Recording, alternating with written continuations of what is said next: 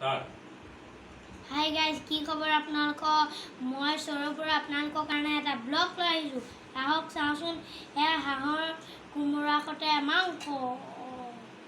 আহক খাই চাওঁ।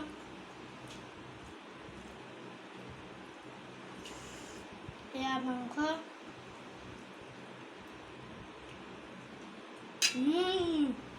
মজা লাগিছে।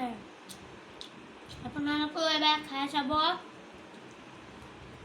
কোমোৰাৰ লগত হাঁহৰ মাংস।